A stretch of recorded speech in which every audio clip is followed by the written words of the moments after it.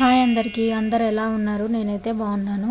ఒక morning routine చేసేద్దామని ఈ వీడియో అయితే షూట్ చేశాను. నేను మార్నింగ్ అయితే 8:15కి లేసాను ఈరోజు అయితే. ఫస్ట్ లేవగానే బెడ్షీట్స్ అన్నీ మడత పెట్టి బెడ్ మొత్తం నీట్గా సర్దేస్తున్నాను. ఎందుకంటే నాకైతే బెడ్ కానీ ఇల్లు కానీ నీట్గా లేకపోతే చిరాకు వస్తుంది. నాకు హెల్త్ బాగాలేకపోయినా నేనైతే నా పనులన్నీ ఖచ్చితంగా నేనే చేసుకుంటాను. ఫేస్ వాష్ చేసేసుకొని ఫ్రెష్ అప్ అయిపోయాను. అయితే మా మమ్మీ ఈరోజు ఏం టిఫిన్ చేస్తుందా అని అన్నీ చూసినాను. కానీ మా మమ్మీ అయితే ఆల్రెడీ పూరీ చేసేసింది. Puri and aloo curry combination చాలా బాగుంటుంది కదా.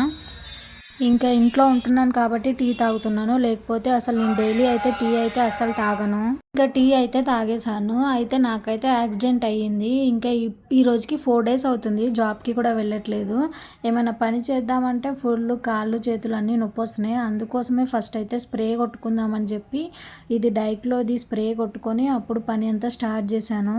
హెల్త్ బాగాలేకపోయినా మన ఇంట్లో పనులు మనమే చేసుకోవాలి కదా, తప్పదు. అందుకోసమే మా మమ్మీ హెల్ప్ చేస్తూనే ఉంటుంది. మా మమ్మీ వంట చేస్తే నేనైతే మిగతా పనులన్నీ చేస్తూనే ఉంటాను.